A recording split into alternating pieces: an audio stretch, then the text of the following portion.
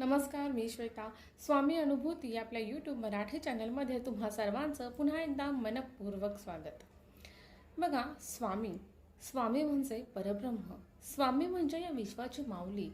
गुरुर ब्रह्मा गुरुर विष्णू गुरुर्देवो महेश्वरा, गुरु साक्षात परब्रह्म तस्मै श्री गुरुवे नमः. आपण जेव्हा असं म्हणतो तेव्हा ब्रह्मा, विष्णू, महेश या तिघांचे अवतार म्हणजे परब्रह्म म्हणजे आपले स्वामी, ज्यांच्यामध्ये ब्रह्मदेवाचे, विष्णूचे आणि शंकराचे असे तिन्ही गुण सामावलेले आहेत किंवा असे तिन्ही रूप मिळून जे ज्यांच्या चरणी किंवा जे मूळ पुरुष आहेत ते म्हणजे ही विश्वाची माऊली आपले स्वामी समर्थ. जे मूळ पुरुष आहेत ते दत्तरायांचं अवतार आहेत. दत्त गुरूंचं अवतार म्हणून स्वामी समर्थांना ओळखलं जातं.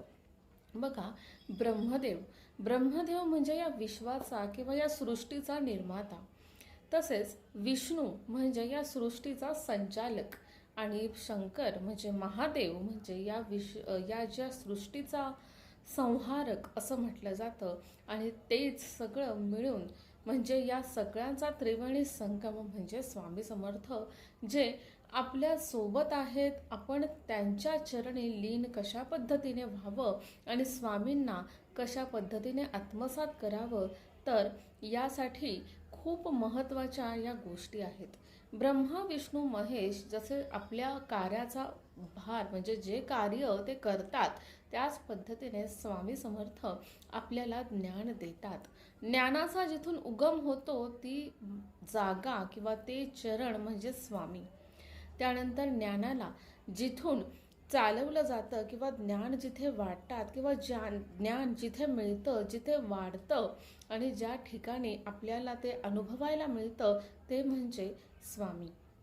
म्हणजे तिथे विष्णूचा सुद्धा अंश पाहायला मिळतो. तसंच संहारक, अज्ञानाचा संहारक म्हणजे स्वामी, ज्यांच्या चरणी जेव्हा आपण जातो, लीन होतो, त्यावेळेस अज्ञानाचा नायनाट होतो. अज्ञान संपून जातं आणि आपण स्वामीमय होतो. आपल्याला ज्ञान प्राप्त होतं आणि या संसारामध्ये आपण आलोय कशासाठी, आपला उद्देश काय, हे सगळ्या गोष्टी क्लिअर होतात आणि आपण आपल्या मार्गावर जातो.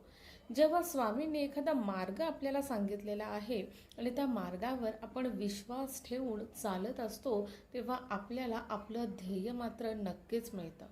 स्वामींना त्रिवार मुजरा का केला जातो तर यासाठीच केला जातो.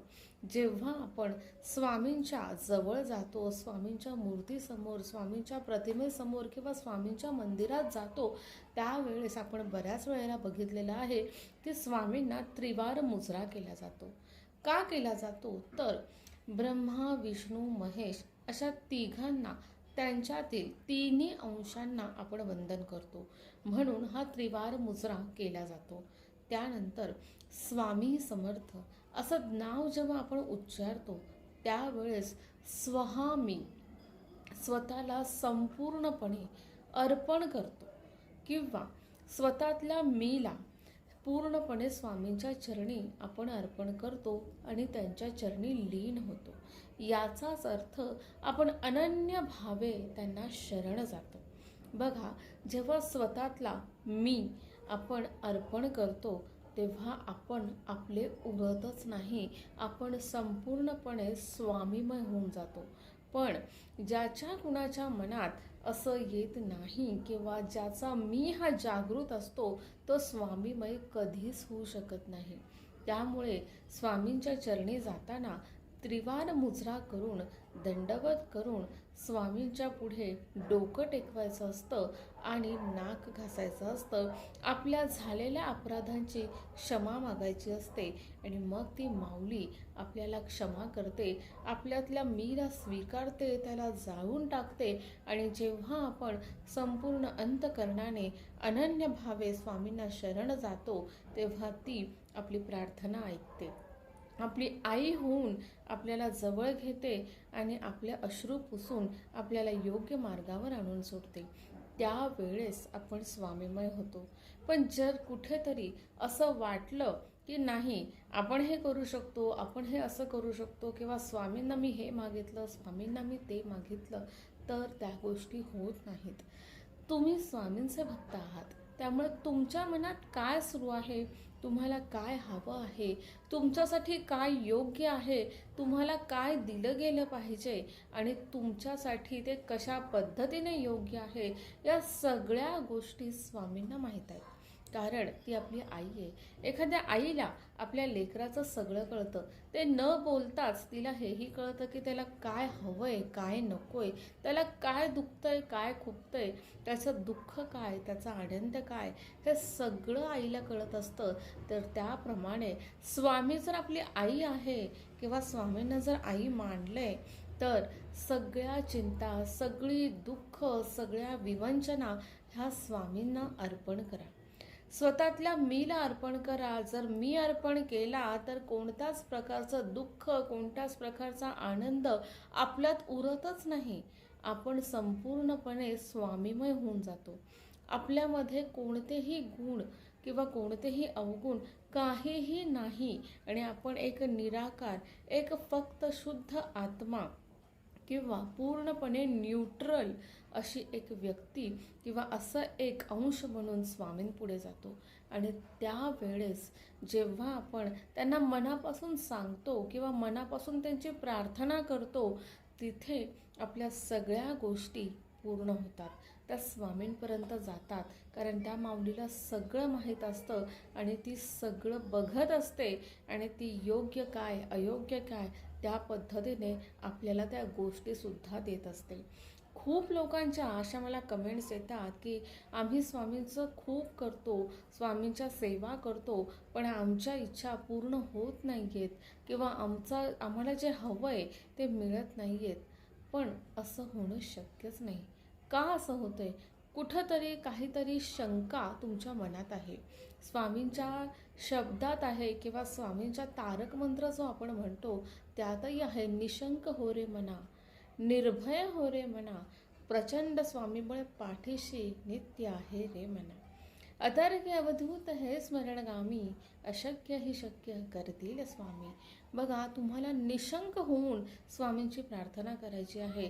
जेव्हा तुम्ही निशंक होता, मनात कुठलाही भेद, कुठलाही डाऊट, कुठलाही शंका नसतात आणि त्यावेळीच तुम्ही स्वतःला अर्पण करता, त्यावेळेस खरं अर्पण करता, त्यावेळेस तुमचा मीपणा निघून जातो. जेव्हा तुम्ही डोकं टेकता त्यावेळेस तुमचा मीपणा सगळा तिथे गळून पडतो आणि तेव्हा आपण स्वामींच्या जास्त जवळ जातो. हे लक्षात ठेवा. हे कळकळीने सांगण्याचा मागचा हेतू इतकाच आहे की आपण अजूनही कुठेतरी स्वतःमध्ये मीपणा ठेवून तिथे जातो, दर्शन घेतो, मोठी रांग लागते, जातो, दर्शन घेतो, स्वामींनी मला असं केलं, तसं केलं, बऱ्याच गोष्टी आपण सांगत असतो. पण खरंच स्वतःच्या मनाला विचारा की आपण खरंच स्वामींच्या जवळ झालोय, खरंच स्वामींशी एकरूप झालोय, खरंच स्वामी आपल्याला कळतात का, किंवा आपण स्वामींना कळतोय का.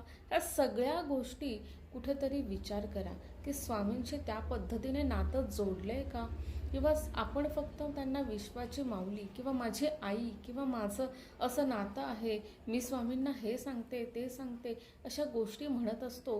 हे खरंच आपण मनापासून करतोय का, किंवा आपल्याकडून ते होते का. कधी स्वामींना आपल्या नातं जर आहे असं म्हणताय, तर स्वामींना मनापासून कुठली गोष्ट विचारली आहे का, किंवा त्यांना त्यांच्याबद्दल कधी विचारलं आहे का. कुठलीही सेवा करता तुम्ही, त्यावेळेस त्या सेवेमध्ये एक तुमचा भाव असतो आणि एक मागणं असतं. ते मागणं जरा दूर सारून स्वामींसाठी स्वामींची सेवा कधी केली आहे का, हे सुद्धा पडताळून पहा.